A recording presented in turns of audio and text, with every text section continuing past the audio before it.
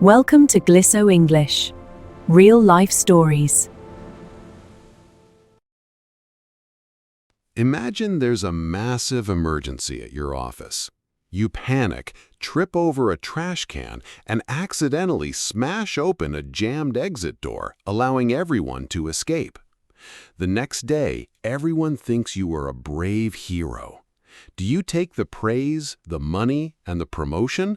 Or do you tell the deeply embarrassing truth? Today, we're listening to the story of Quincy, a man caught in a massive lie. While you listen to his story, you are going to learn essential real-life idioms like to eat someone alive and phrasal verbs like to own up to something. Pay close attention to how Quincy handles the social pressure. Let's jump right into Chapter 1. Quincy was not a leader. He was an administrative assistant who preferred to stay under the radar. On a rainy Tuesday afternoon, he was hiding out in the office break room, scrolling through his phone and trying to escape a stressful mountain of paperwork. Suddenly, a loud, piercing screech echoed through the building. The fire alarm was blaring. Instinctively, Quincy panicked. His heart hammered against his ribs as the smell of burning plastic drifted under the break room door. Thick, gray smoke began to rapidly fill the hallway outside. Terrified, Quincy turned to sprint toward the rear emergency exit.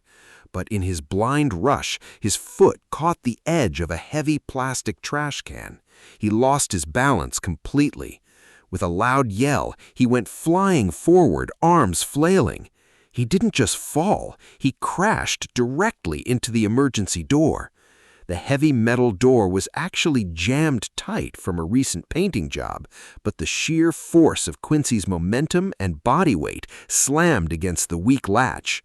With a loud crack, the door burst wide open, swinging outward into the cool, fresh air of the back alley. Dazed, bruised, and coughing, Quincy scrambled out onto the pavement.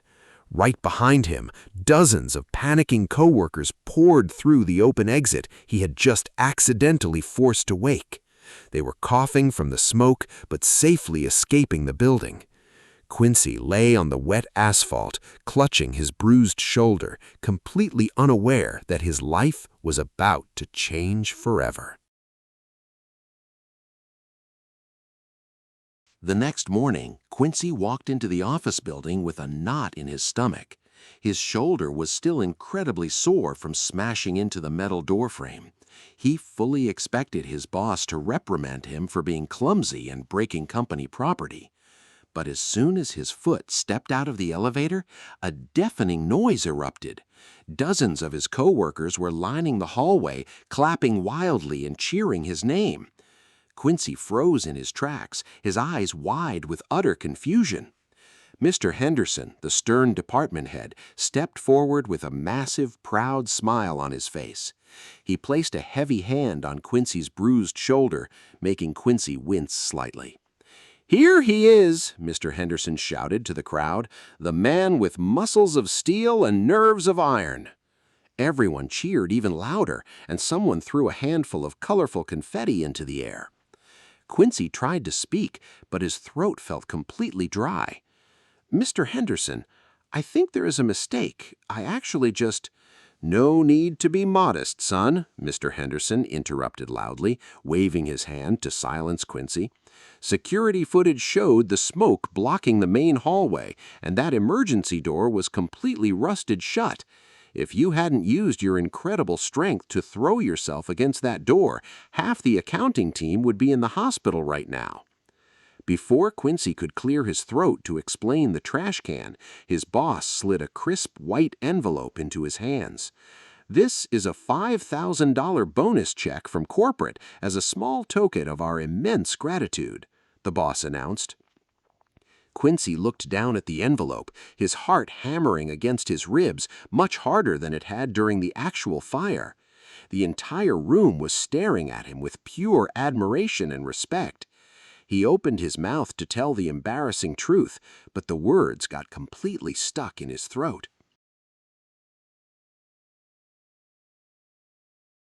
By Wednesday afternoon, the story had grown legs of its own. A local news reporter was standing outside the office building, interviewing Mr. Henderson for the evening broadcast. Quincy watched anxiously from the second-story window as his boss pointed enthusiastically toward the back alleyway. "He didn't hesitate for a single second," Mr. Henderson told the rolling camera, his voice bursting with pride.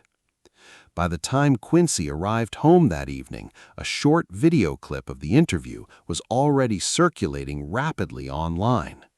The local news station had posted it with a dramatic headline: "Local office worker uses brute strength to save co-workers from blazing fire." Suddenly, Quincy's phone began to vibrate violently on his kitchen counter. It didn't stop vibrating for the next 3 hours as his phone completely blew up. Dozens of text messages from old high school friends, distant cousins, and neighbors flooded his lock screen. Even his ex-girlfriend, who hadn't spoken to him in over 2 years, sent a warm message calling him a selfless hero. A deep, uncomfortable pit began to form in the very bottom of Quincy's stomach. He sat alone on his couch in the dark apartment, staring at the glowing screen with a mix of dread and fascination. He knew he should type out a public statement on his social media page to clarify the clumsy accident. He knew he should explain that he had simply tripped over a plastic recycling bin while running away in pure terror. But as he refreshed the video page and watched the positive comments multiply by the hundreds, he hesitated. For his entire life, Quincy had been completely invisible, just another face in the massive corporate crowd. This sudden, overwhelming wave of validation and respect felt incredibly intoxicating. He locked his phone, placed it face down on the table, and decided he would just let the rumor die down on its own.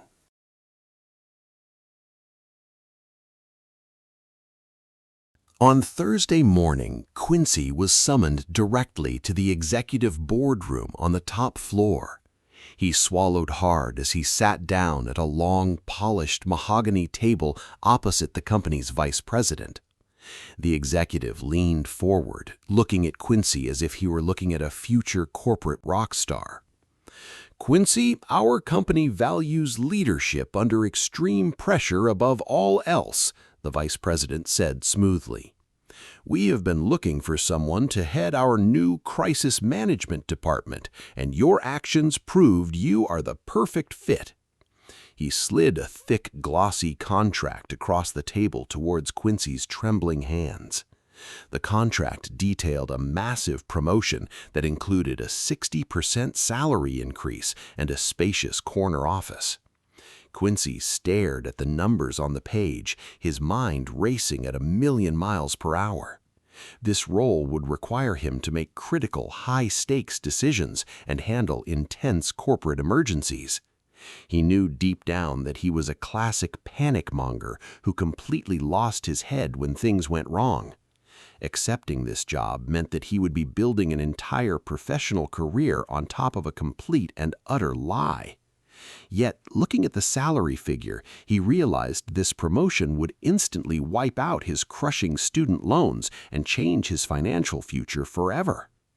"So, what do you say, hero?" the vice president asked, offering a sleek gold pen with a confident smile. Quincy looked at the pen, then at the contract, feeling the heavy weight of the choice pressing down on his chest.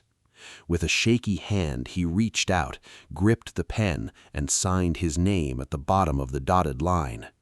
As the executive shook his hand warmly, Quincy felt a cold chill run straight down his spine. He had officially locked himself into the lie, and there was absolutely no turning back now.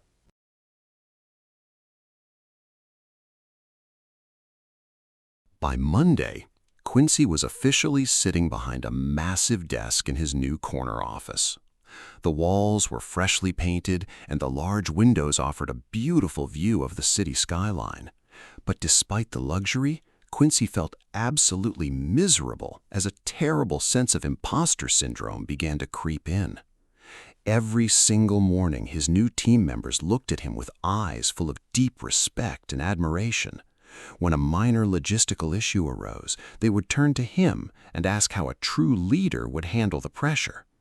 "Just look at how calm he is," his assistant whispered to a coworker one afternoon, while Quincy sat completely frozen in thought.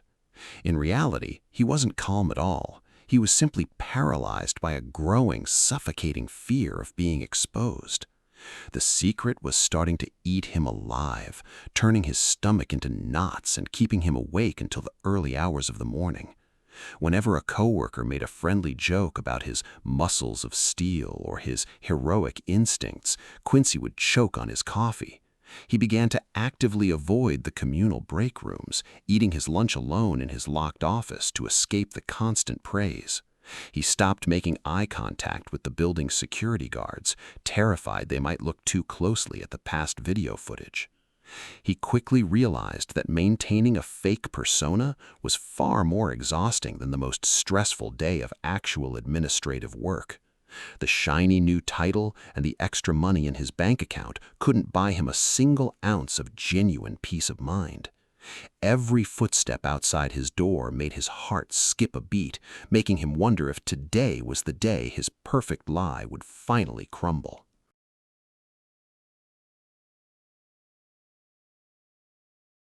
3 weeks later, Quincy found himself standing in front of a mirror, adjusting a sleek black bow tie.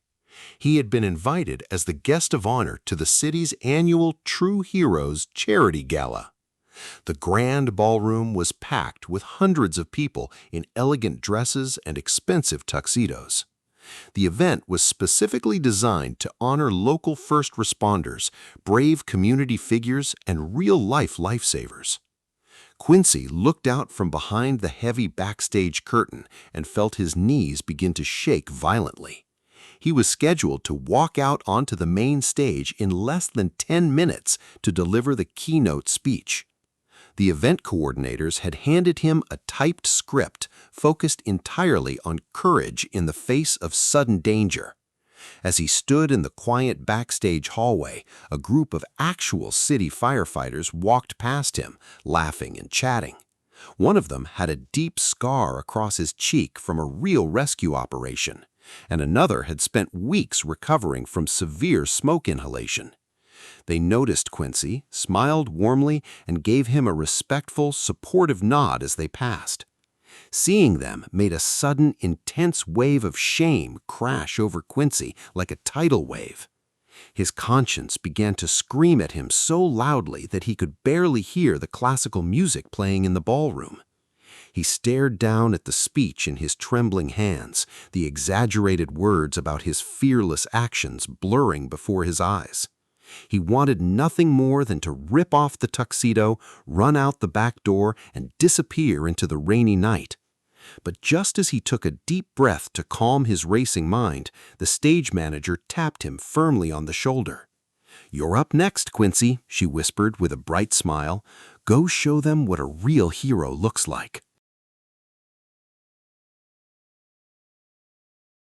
Quincy took a shaky step toward the stage stairs, his heart pounding a frantic rhythm against his ribs. Suddenly, a firm grip caught his elbow from behind, pulling him back into the dim shadows of the backstage curtains. He spun around quickly, expecting to see another event coordinator rushing him along. Instead, he found himself staring into the smug, grinning face of Marcus, a junior analyst from his old department. Marcus was dressed in a slightly wrinkled suit, holding a half-empty glass of soda and looking entirely too comfortable. "Quite a crowd out there tonight, isn't it, hero?" Marcus asked, his voice dripping with an unsettling casualness. Quincy forced a weak smile, trying to pull his arm away. "Yeah, it's pretty wild, Marcus. Listen, I really have to get out there." "You know, Quincy, it's funny," Marcus interrupted, leaning closer so his words were barely a whisper. "On the day of the fire, I was actually hiding out in the back of the break room, too, behind the vending machines." Quincy's entire body went completely rigid, and the air left his lungs as if he had been punched in the stomach. Marcus smiled wider, tapping his glass. I had a front row seat to the whole thing, the panic, the trip, the flying trash can. You didn't throw yourself into that door to save us, man. You fell into it because you completely lost your footing. The silence between them felt heavy and suffocating as the applause for the previous speaker echoed from the main stage. Quincy swallowed hard, his face turning entirely pale. Are you going to tell everyone the truth?" "Oh, relax, I'm not a whistleblower," Marcus chuckled, patting Quincy's shoulder with a patronizing thud. "Your secret is totally safe with me, but as it happens, my team is submitting a major project budget proposal next week. Since you are the big-shot head of crisis management now, I'm sure you can make sure our department gets a very generous approval." Quincy stared at him, realizing with absolute horror that he was now trapped in a dangerous game of blackmail. "Think about it while you're out there giving your big speech," Marcus whispered, stepping back into the shadows. "Good luck, Captain."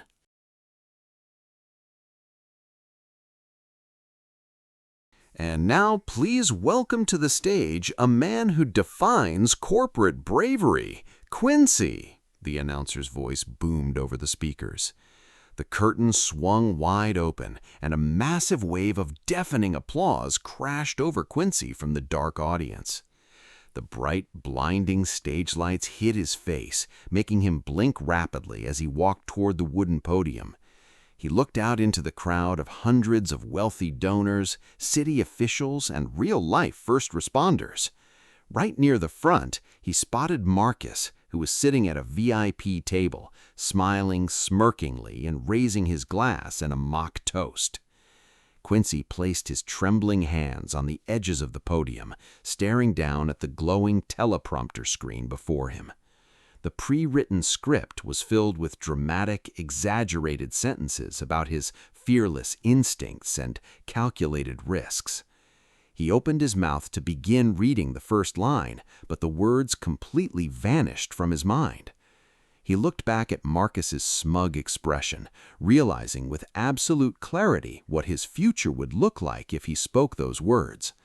He would be a puppet for Marcus, constantly forced to approve budgets, grant favors, and live under the threat of exposure.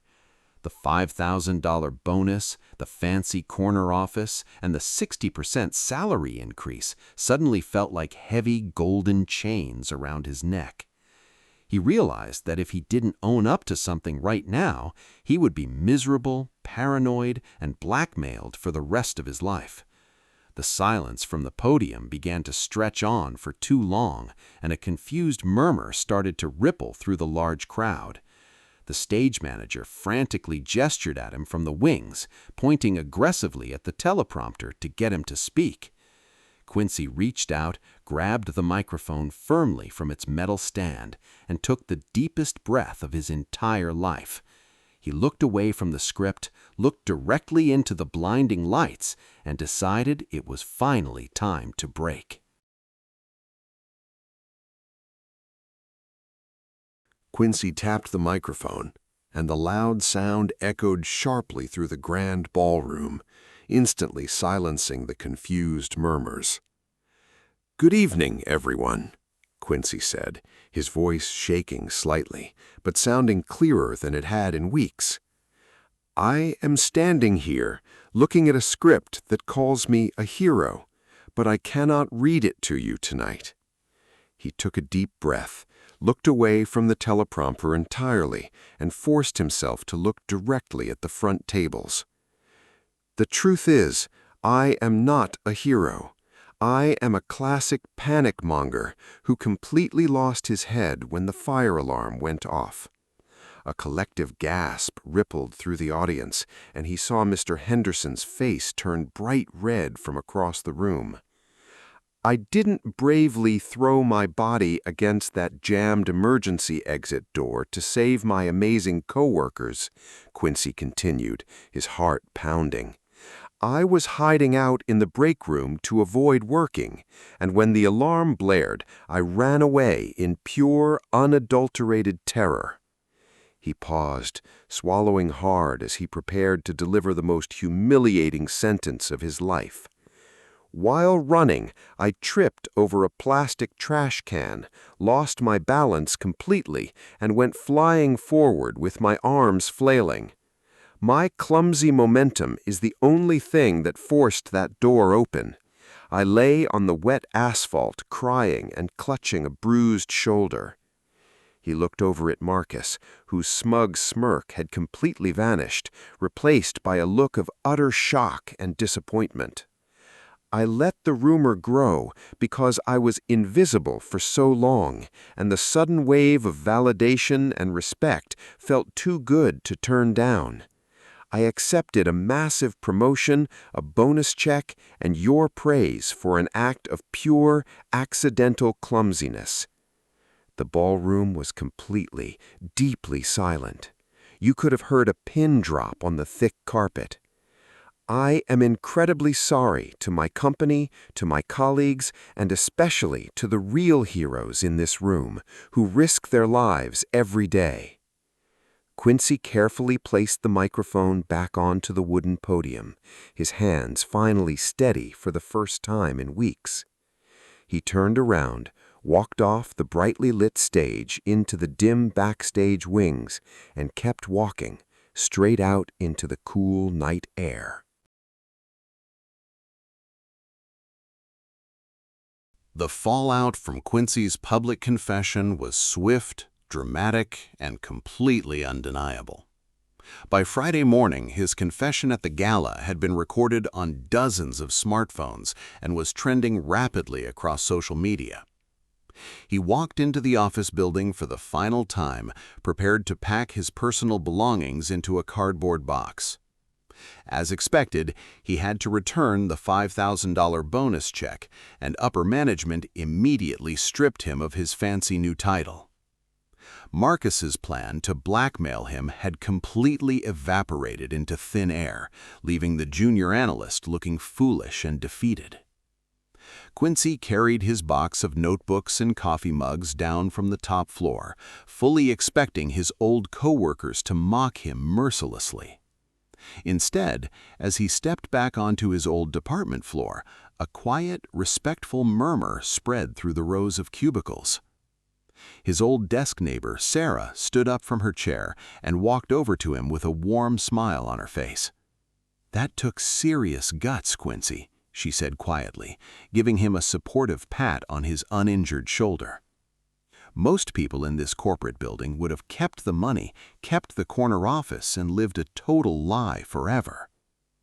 To his absolute amazement, Quincy realized that his brutal honesty had earned him a completely different type of genuine respect.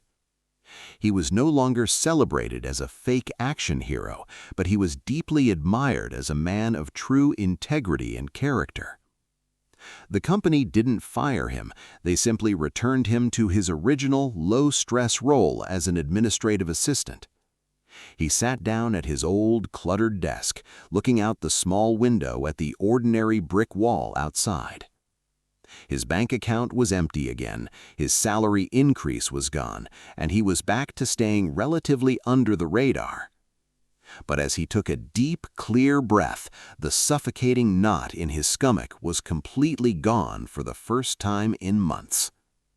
He had finally owned up to something terrifying, and he could finally lay his head down on his pillow and sleep peacefully at night.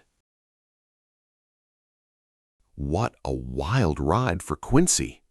In the end, he lost the corner office and the big salary, but he gained something much more valuable: his peace of mind and his integrity. Now, I want to hear from you. Put your English skills to the test in the comments below. If you were in Quincy's shoes, would you have kept the money and the promotion, or would you have told the embarrassing truth? Also, let me know if you caught our target vocabulary today. Try to write a sentence in the comments using the idiom to eat someone alive or the phrasal verb to own up to something. I will be reading and replying to your sentences. You can find all the vocabulary of the story down below in the description box. If you enjoyed this story and want to improve your English listening skills with more real-life dilemmas, make sure to hit that subscribe button, give this video a like, and share it with a friend who is learning English.